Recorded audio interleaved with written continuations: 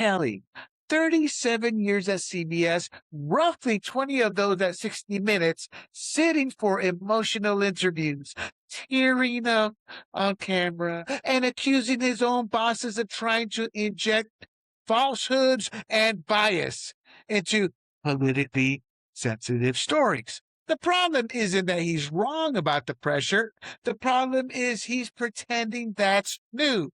He's mad that his version of bias is being replaced with objectivity, as if the years of 60-minute softball interviews with left-wing presidents and hit pieces on Republican presidents weren't already full of falsehoods and bias. Yet for decades, what have we been told by that same establishment? There's no bias. That's just a right-wing talking point. We're the professionals. We're the referees. Now one of their top insiders is suddenly describing political interference, spin, and pressure to put a thumb on the scale. Not because he's had a moral awakening, but because the system he served so faithfully finally turned on him. The hypocrisy is beyond pale.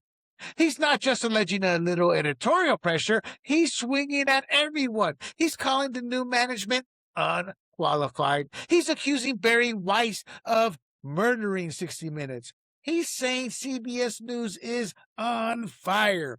He's casting himself as a martyr for democracy and journalism.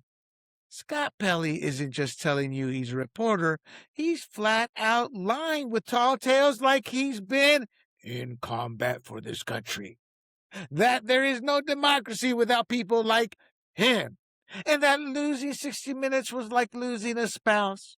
If anything, 60 Minutes has been the battered spouse in this relationship, and Pelley is the abuser, beating on it week after week by turning news into propaganda. And here's the part that's almost funny.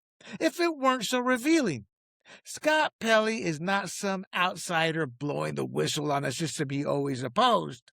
He is the system. For decades, he has been the polished, elitist face of exactly the kind of bias conservatives have been screaming about. The difference now is that the bias isn't pointed quite where he wants it. So suddenly he's shocked to discover there's politics in the news. But when he talks about this new subtle political bias at CBS, he doesn't realize he's describing the very behavior he helped normalize. He's projecting. In his world, the way he has always framed Republicans, the way 60 Minutes has always handled conservative stories, that's just called journalism. Smearing an entire ideology he hates without facts, without data, just vibes and adjectives. That's his idea of reporting. That's the bias he now accuses CBS of. It only becomes bias to him when the slant doesn't line up with his own politics. In other words, what you and I have experienced for years as an obvious left-wing filter, he experiences as the neutral, unbiased baseline. To really see how big this is, you have to know the backstory. What actually happened inside CBS that blew all of this up? Scott Pelley wasn't some fill-in weekend anchor. He was a veteran CBS News reporter, the former anchor of the CBS Evening News, and for years one of the main correspondents on 60 Minutes. Inside that building, he was one of their biggest propaganda mouthpieces, pushing progressive ideology as the only ideology that could save humanity. He's our savior, people.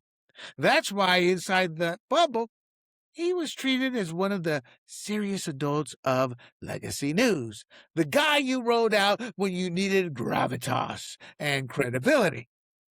The only problem is, the only people still giving him that credibility were an ever-shrinking left-wing audience. The conservative base that made 60 Minutes a monster 30 years ago walked away a long time ago. That's why we get what comes next, the management shakeup. CBS brings in Bari Weiss as the new editor-in-chief of CBS News with a mandate to rebuild trust and reset the culture. One of her first big moves is at 60 Minutes itself.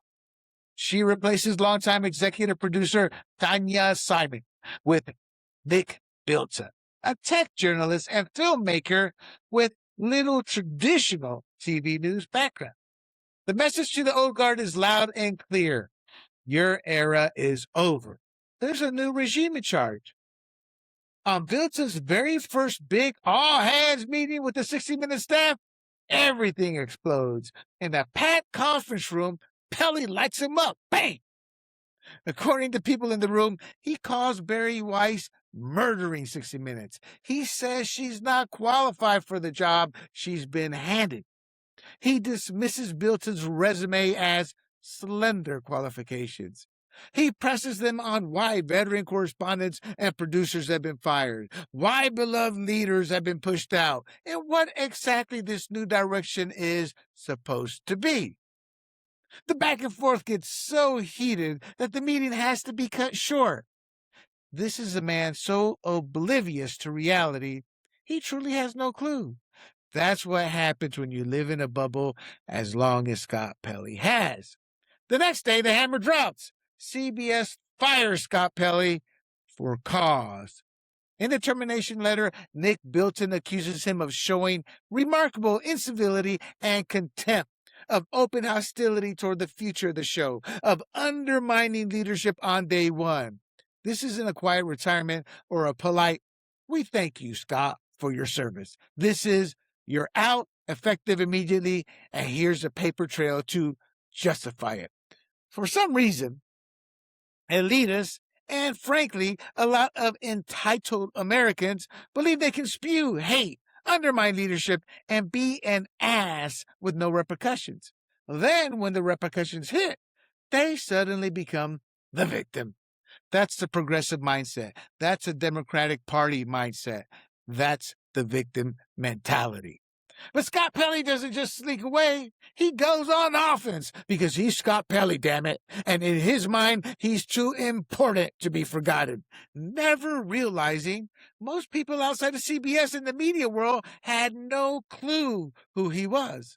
The days when everyone knew their network anchor, the Cronkites of the world, ended with Dan Rather's infamous 60 Minutes Bush National Guard scandal. In the days and weeks after Pelley's firing, he hits the interview circuit with a very different story. In his version, this wasn't about ego or insubordination. This was about him refusing to corrupt a politically sensitive story at the demand of new management. He says he was instructed to inject falsehoods and bias into a report, to present unverified claims as fact, and that he refused to put a thumb on the scale. In his telling, that is the real reason he was shown the door. Yet he never offered proof, not one email, not one recording, not one video. Then again, that's the typical Scott Pelley investigative journalism. Big accusations, light receipt. So now you've got two competing narratives. On one side, CBS saying, "We fired a poisonous, insubordinate anchor who trashed his bosses in front of the entire staff and showed no interest in helping the show move forward." On the other side, Scott Pelley saying, "I was punished for refusing to lie to you, the audience." Which story is closer to the truth? Is this a rogue anchor who couldn't handle losing control of the franchise he thought he owned?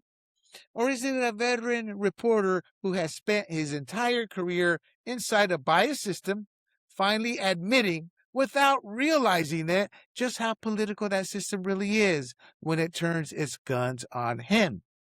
Spoiler alert, it's a guy who's lived in the bubble for so long, he has no idea how biased, hateful, poisonous, and insubordinate he's been. Why? Sadly, because everyone around him agreed with him. And it's a management team that's finally cleaning house. Not because they're saints, but because his version of bias is no longer sustainable.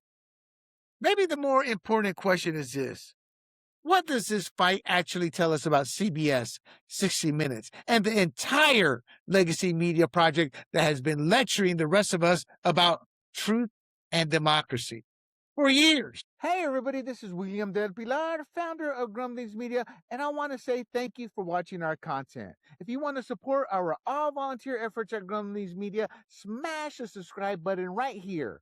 100% free, and please consume and share our great content. Click either one of these two boxes for more of our work.